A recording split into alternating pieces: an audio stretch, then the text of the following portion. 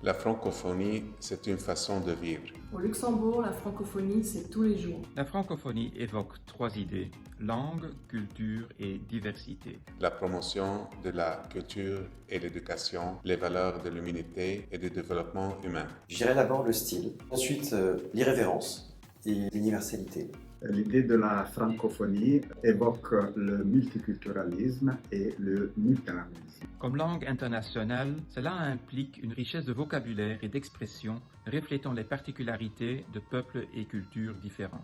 Et rien de mieux pour explorer cette diversité que de se plonger dans la richesse de la littérature francophone.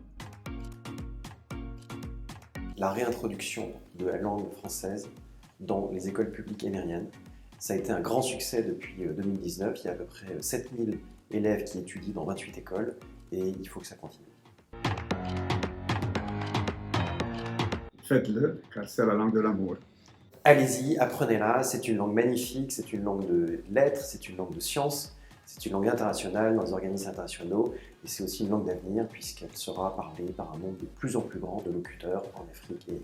Mon conseil principal à quelqu'un qui veut apprendre la langue française, c'est de commencer le plus tôt possible. Écoutez les podcasts, les films, la radio. Ce n'est pas une carabistouille d'estaminet de dire qu'on ne chipote pas avec l'apprentissage du français de mon pays. Je parle du pays qui est aussi connu pour ses chicons, son craquelin, vous le connaissez? Tire-toi une bûche. Cette expression est une invitation chaleureuse à prendre un siège et partager un bon moment entre amis.